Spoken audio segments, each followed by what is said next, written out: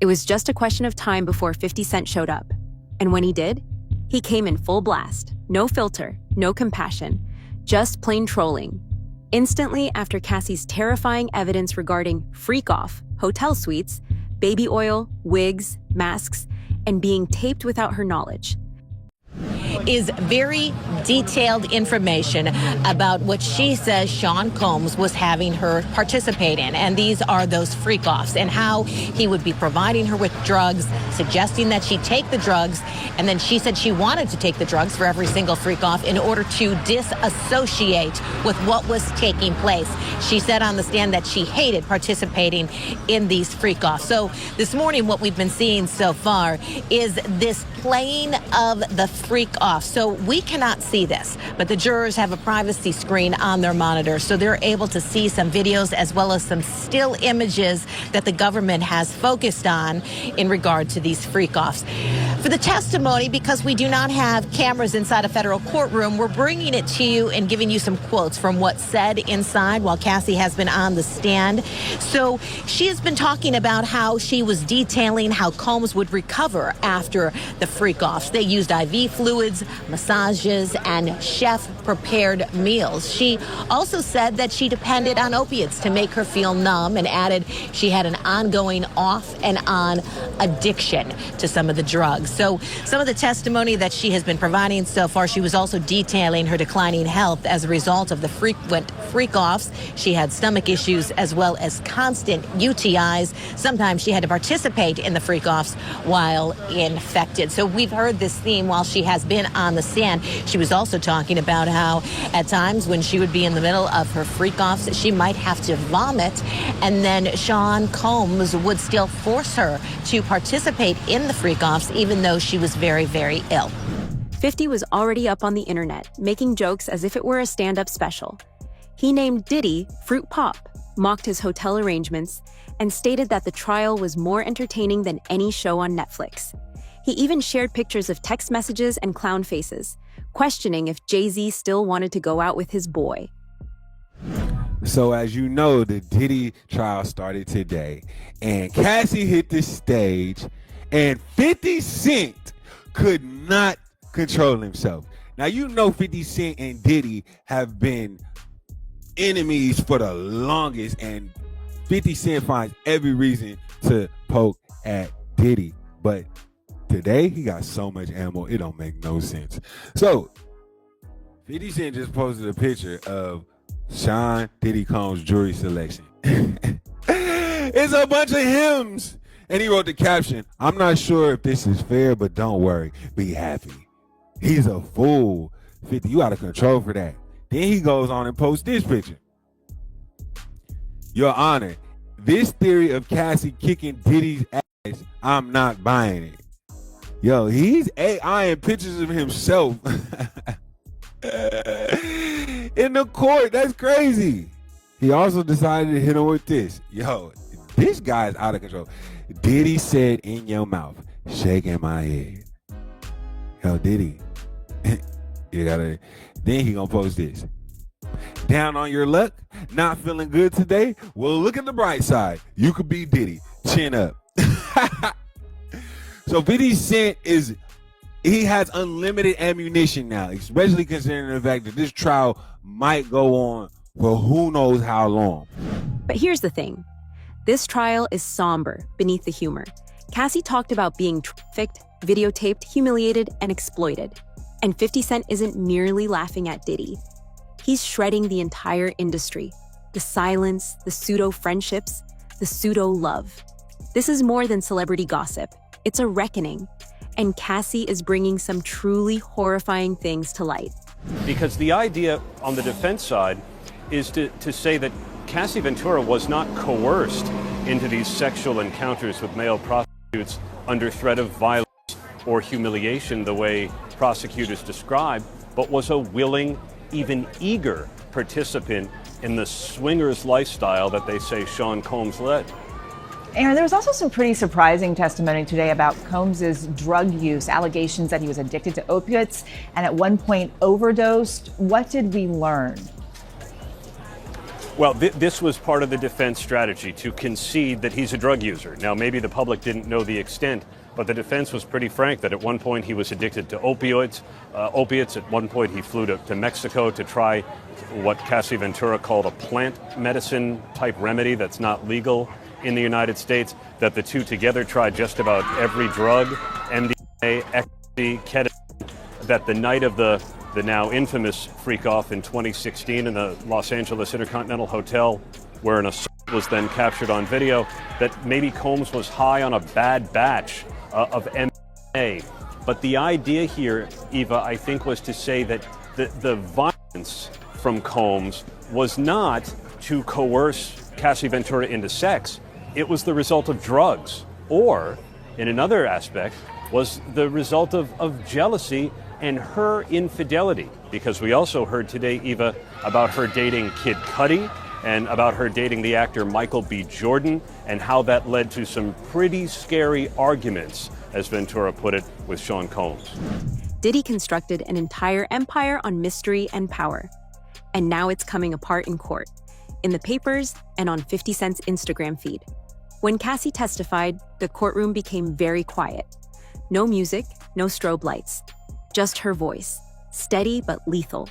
She spoke of being drugged, trafficked, coerced into bizarre role-playing sessions with strangers, with Diddy lurking in the background. The prosecution's star witness taking the stand, but it was more than that. It was how Cassie took that stand. You could hear a pin drop when those doors opened, and a visibly pregnant Cassie Ventura walking past a man she had not seen in 6.5 years. A man she says violently abused her for a decade. A man the prosecution said trafficked her. Well, she sat across from him, placed her overcoat behind her, turning her body slightly toward the jury, rubbing her pregnant belly throughout her testimony. Diddy, well, he was more fidgety than he was the day before. He was passing notes. He pushed himself away from the defense table and largely sat like that. They never seemed to make eye contact with one another, not even after she was crying about having loved him once and planning and participating in these freak-off sex parties because she feared him and she wanted to make him happy, but feeling worthless, feeling disgusting because she didn't want to do it. Now, with each moment, the testimony became more and more graphic. Her delivery, though, it never changed. It was matter of fact, steady, calm. At times, she was even critical of herself, walking us all through how a 10-album record deal came over a 10-year period of abuse and sexual humiliation. And once you hear Cassie's testimony, you'll understand why the courtroom was so tense. She described the freak-offs in lurid detail. She testified about Diddy, who she called Sean, choreographing it all. And she explained a pattern of physical abuse that she could not escape.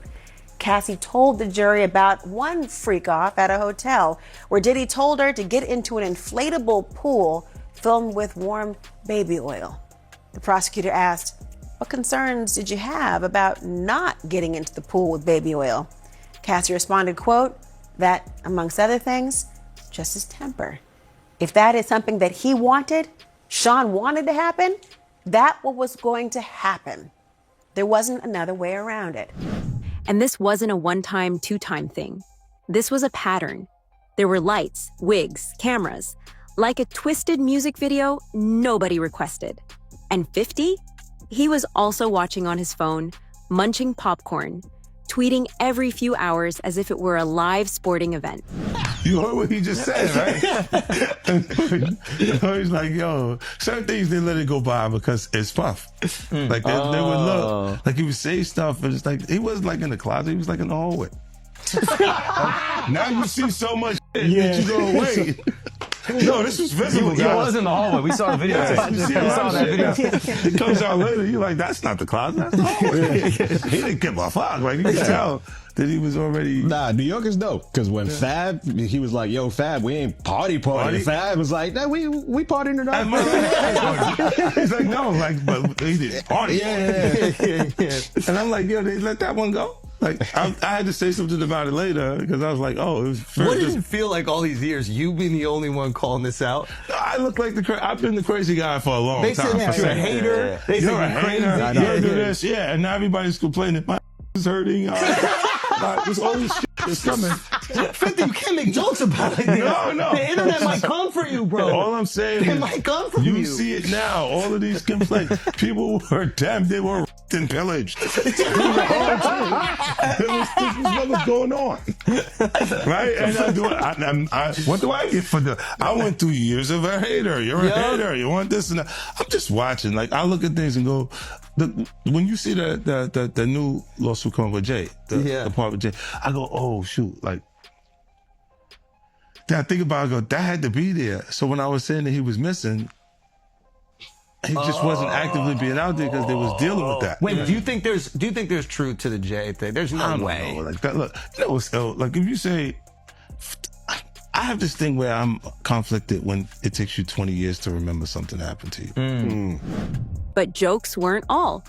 50 began calling out others as well. He inquired, why Jay-Z still hanging around him? Then he took shots at other celebrities who remained silent. Y'all knew what was going on, he posted. Y'all just ain't care till the receipts dropped. Jay-Z has been rumored to be involved in Diddy's activities. And a federal judge has ruled the woman alleging she was raped by Jay-Z and Sean Diddy Combs can remain anonymous. The woman says both men raped her at a party when she was 13 years old. Jay-Z's legal team had fought to get the case dismissed, arguing his accuser should have to reveal her name, but the judge disagreed. ABC's Morgan Norwood has the latest. A legal victory for the woman who is suing Jay-Z for allegedly raping her when she was 13. A federal judge ruling the woman can proceed with the case while remaining anonymous, at least for now.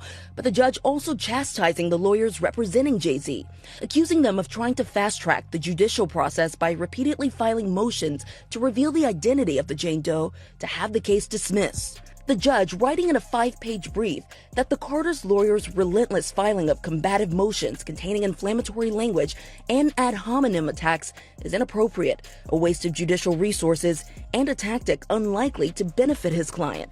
The court will not fast-track the judicial process merely because the counsel demands it. This latest legal twist coming after the recently filed civil lawsuit by Jane Doe, claiming that Jay-Z, whose real name is Sean Carter, and P. Diddy, drugged and raped a 13-year-old girl at an after-party after the MTV Music Awards in 2000, while an unnamed celebrity watched. Jay-Z has vehemently denied all the allegations, putting out this statement 2 weeks ago, writing in part, "This is a blackmail attempt." The multi-platinum artist, who was 30 at the time, now a business mogul with decades of hits to his name, with songs like Run This Town. We are, yeah, I said it, we are. This is Rock Nation, pledge your allegiance. His attorneys have denied everything about Jane Doe's account and pointed to some alleged inconsistencies in her story. It's not just that this story is a lie and that it's not true. It's provably, demonstrably false. This never happened.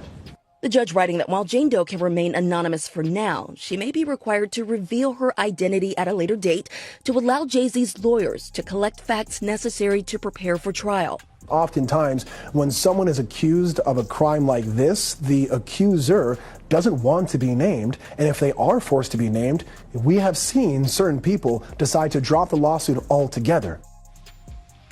Morgan Norwood, thank you. And Tony Busby, the lawyer representing Jay-Z and Diddy's accuser, says in a statement to ABC News, quote, "I will say that the coordinated and desperate efforts to attack me as counsel for alleged victims are falling flat.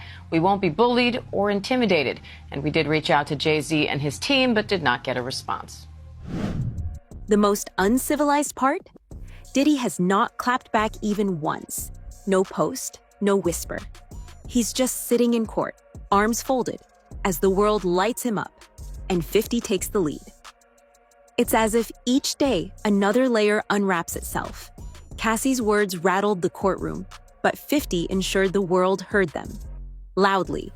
Because while Diddy's camp is attempting to play everything off as complicated relationships, 50's making one thing plain. Nah, you're finished, Fruit Pop, and everyone's watching you burn. You have something huge coming up, which is a documentary about P. Diddy, Puff Daddy, P. Diddy. Yeah. Did he do it, right? Yeah. I know He did it. you've been heavy on social media talking about it. He did it. And I'm the only one who's been vocal about this long before it actually. Oh, you've been saying this for a long time now, and then no one was, they're just, why is he saying this? And now it's coming out like crazy. I mean, but I also didn't participate. I also didn't go to those parties. Yeah. So a lot of the celebrity culture that you don't hear saying anything is because they participated to a degree. But was there a reason you never went to those parties back in the day? Obviously, I know what was going on there, but is there a reason you never did? I'm just not with all that freaky shit. Like all of the stuff that he's doing, I'm not into that type of stuff. I'm just a little more, maybe you could say basic or normal. You go to the 90s and Keefe D said he paid him to kill Tupac. Yeah.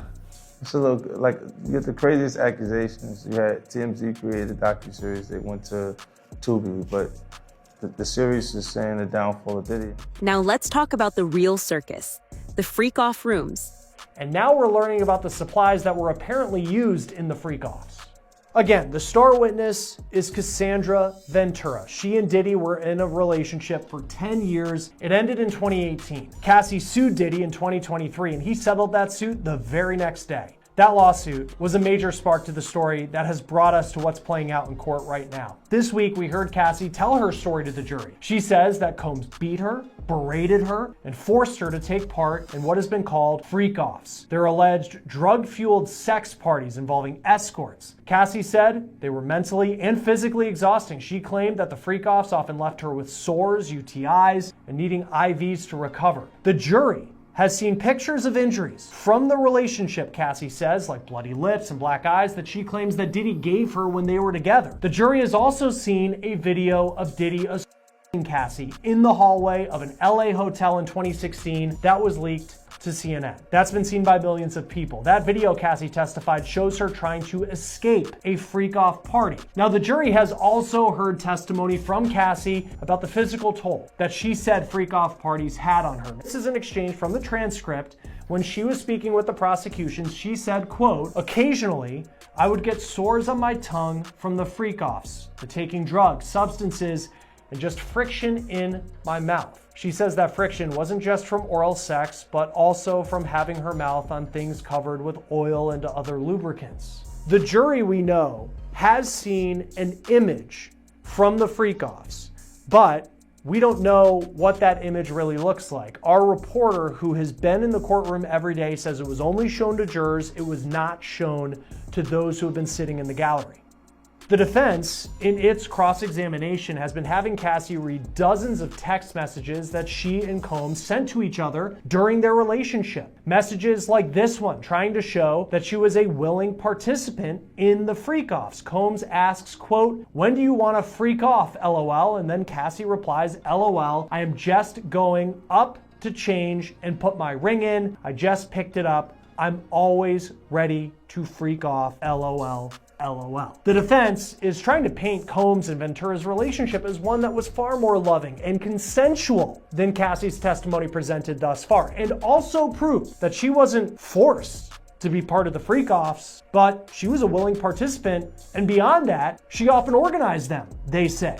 That she was the one who contacted the escorts often and put these things together. Cassie said Diddy had a whole checklist. Nails had to be French tipped, body waxed, wigs ready. Sometimes she wore masks, other times stripper heels and leather. All this while, Diddy played director, choosing the lighting, controlling the camera angles, even handing out baby oil like it was lotion in a spa. Except this wasn't a fantasy, it was a prison. Yeah, and that's, of course, makes things much more complicated because usually you try to, in the best case circumstances, you want to keep your personal life and your professional life separate. But here's an instance where it's one and the same. And so now you've got the cycle of violence where you have a violent incident, then I would assume, because that's usually how it goes, the perpetrator, Diddy in this case, would be like, "I'm so sorry, I didn't mean to do it. Oh my gosh, the flowers, the jewelry, all the other things. I really love you. This is never going to happen again." And of course, the survivor, because they are in love with the person, continues in the relationship. And then there's a period of peace. It could be months, it could be weeks, it could be a day. It all varies based on the relationship. And again, over time, that cycle gets tighter and tighter, where more violent events start to happen in a shorter amount of time versus maybe in the beginning of the relationship where there might be a violent incident and then the next one hypothetically could be a month later. So the cycle is basically the violent event, apologies, a honeymoon period, a build-up, and then another violent incident.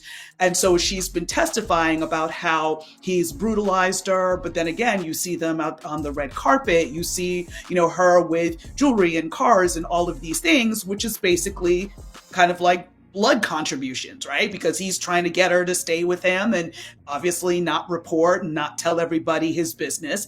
And again, a lot of this we saw in terms of the lawsuit, how quickly he settled, because he knew what was all going to come out. And he knew once the public started to hear about this, this was going to be very destructive for him. And of course, the law enforcement investigation really took it over the top. So I think this is going to be very much centered on the battered person's experience and having those experts really explain to the layperson how these types of relationships work. And 50 Cent? He took all that and turned it into meme warfare. But what made it worse were the texts. Cassie testified that Diddy would text her midday, asking if she was ready to perform. If she didn't respond quickly enough, he'd get cold, emotionless. One message read, "Who you wanna f tonight? Wanna call someone?" Cassie wasn't even thinking like that. She just wanted to be with him. But Diddy always pushed her toward others. Paid escorts. Strangers. 50 Cent took a few shots at Diddy a few months ago, implying Diddy and Jay-Z needed drugs to feel the intimacy of women. He's seemingly around Diddy. I don't know. That was a real suburb question. I know, right? Proximity. And the proximity. Proximity. That's an SAT hit parade word. I learned that. Do you think he knew all of the shit that was going on? Then I was like I don't want to incriminate myself. I know, but the way he said it. Like I said. No matter how you answer that shit, you snitching. Yeah, exactly. That was a narc kind of question. Yeah. You asked the question like a fan. Hey, I grew up with white people. If there's one thing I know, it's how to get a black guy in trouble. But it's a great question. Yo, just give him the Happy Meal before you ask him to snitch, bro. You're not worried that if you throw little and you don't throw out allegations, but like you kind of poke fun at them. You just ask questions. You're not worried that it comes back your way? Like people dig up your past and try to pull stuff up? I don't got that in my past. I'm not. Everybody got a little bit. Look, like, not that it's real enough. I took a pill, but it was for me to perform better. For her to remember, buddy. I didn't give her a drink so she forget what the happened. What the fuck is going on here, bro? Yes, I took the drug. I gave me the fucking drug to perform. So she can remember and possibly love me for that. Did it work? What the fuck? This is, yo, bro, look, I'm doing pretty good. Like, I'm pretty good. You know what I mean? Like, but I'm just saying, you just said it's the opposite of normal shit that we're talking about, bro. That is why. I don't know why it's so hard for people so to just for people to feel like shit is you weird. would have something or you would have reserved energy because you feel like you was doing it too. This is people that are looking on separation between their hardships or their the things that they got going on that would be issues and what a celebrity's issues would be.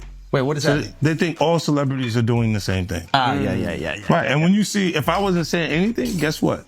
You could safely say that a person on the outskirts that is not involved in hip-hop culture could think that everybody in hip-hop culture is with that shit. Inside the courtroom, things just keep getting darker. Cassie's testimony wasn't some emotional outburst. It was calm, steady, and brutal. She described how Diddy filmed her during sex acts with other men. Sometimes he'd watch from the corner, sometimes he'd direct it like a movie. And every time, she felt less like a person and more like a something he owned. Another witness, a male escort, backed it up. Said he was paid thousands to sleep with Cassie while Diddy watched. Said she looked terrified, like she wasn't there. He left the hotel room feeling sick. Said the whole thing felt wrong, even if no one said no. We're also expecting Cassie Ventura to take the stand later on today, which of course is going to be very interesting testimony to listen to. Oh, without a doubt, Kelly. As you know, she's key to this case. She really is, in her testimony, could make or break things for the government and for Diddy. Tell me, just backing up for just a beat, you mentioned the witness on the stand currently, Daniel Phillip, the male escort. Starting things off yesterday, some really shocking pieces of information, as you know, came in, Kelly, about where he's detailing being asked to urinate on Cassie while Sean Combs was allegedly watching and masturbating. I'm curious if you noticed any reaction from the members of the jury when they were hearing a lot of that. So inside the courtroom there, everyone is being told they cannot have any outbursts or anything like that or any real reaction. So inside that courtroom, no. There also, Julie, is media overflow rooms. And inside those media overflow rooms, a lot of reaction. So the public is in there as well. The public is making a lot of reactions. You hear a lot of commentary when these details are coming out. Outbursts. The security is coming over and talking to a lot of the people, telling them that they have to keep it down. But other people inside the actual courtroom for the case where that's happening, no real reaction at all. But this testimony, as you mentioned, Julie, has been graphic in nature as he talked about, for instance, being asked to urinate onto Cassie, and he said she asked him to do that. He talked about Sean Diddy Combs being in the corner. And through it all, Diddy sat stone-faced. No reaction, no emotion. But in the room, you could feel it. The tension, the weight. Like everyone knew this wasn't going away. Not this time. Now, 50 Cent has said that Diddy really should have taken the plea deal he had on the table. After Cassie Ventura took the stand for a third day on Thursday, 50 had something to say about Diddy's legal moves. Meanwhile, 50 Cent didn't hold back. After hearing Ventura's latest testimony, he jumped on social media and said, "After listening to today's testimony, I think the diddler should have took the plea offer. The yes they're saying is beyond me, so what do you think?" Gene Deal thought the very same thing. Take his counsel advice. Because if he think he's gonna get out of this from the federal government, he out his mind. They in the process of plea bargaining, trying to do a plea bargain session with him, and he not taking it. That's probably why one of the lawyers jumped off the case. Remember Benjamin Bradford, his first lawyer with the Cassie situation? He said, give her the $10 million and make this go away, brother. He ended up giving her $30 million. He's not taking the lawyer's advice. 9 times out of 10, they probably got him a good plea bargain. Yo, listen to me, we can give you 15 years. 10 or 15 years. You do that, you come out, you only have to do like 12, 13. Come off to a halfway house. You still can live some of your life out as a free man. But if Diddy didn't take the plea deal, does he think he can win this case? 50's been posting regularly about the claims Ventura's made against Diddy while on the stand. A lot of the questioning lately has been about texts and emails between her and Diddy, especially after the prosecution focused earlier in the week on those wild freak-off sex parties she described in detail. Then he brought up a shocking accusation involving Kid Cudi, referring to claims that Diddy once blew up Cudi's car because he found out Cudi was dating Ventura. With this man you're looking at right here, Kid Cudi. She was in one of those freak-offs, and then Sean got a hold of her phone and then realized that they had been having a relationship together, and she said that that did not go over very well, to say the least. So one of the other things that defense counsel has been saying back and forth with Cassie, when Cassie is responding with things like, "I can't recall, it's a long time ago," at one point defense counsel said, "Yeah, it was a long time ago, and it sounds like you were doing a lot of drugs." Cassie's drug use has been front and center in this case. She readily admitted to using drugs and that she had to use drugs in order to take part in those freak-offs. We can put some full screens up on the screen for you, kind of tell you a little bit about what some of the testimony has been like today. So she did testify that her friends knew about the physical abuse because they often witnessed it. Her parents and brother knew about the abuse as well. Do you agree with 50 Cent? Let us know in the comments.